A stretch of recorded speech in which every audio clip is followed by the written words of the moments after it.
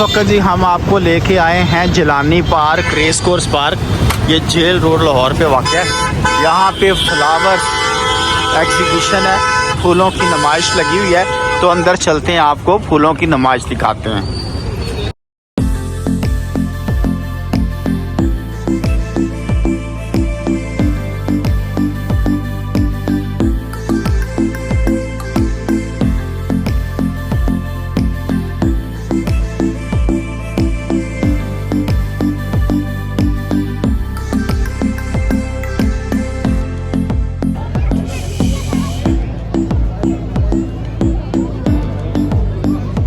इस वक्त पहुंच चुके हैं फेस्टिवल में। दूर से आपको एक ओवरव्यू दिखाते हैं कि यहाँ पे हो क्या रहा है। ये यहाँ पे फ्लावर्स एग्जीबिशन है, फूलों की नुमाइश है। तो ये पूरा इसका ओवरव्यू है। आप अंदर जाके दिखाते हैं कि यहाँ पे कौन कौन से फूल है, किस किस तरह के फूल है और क्या हो रहा है। ले जी, ये एग्जीबिशन है, फ्लावर्स एग्जीबिशन, फूलों की नुमाइश है। हर साल ही लगती है और इंतहाई खूबसूरत ये फूल है। बड़ी मेहनत की जाती है यहाँ पे।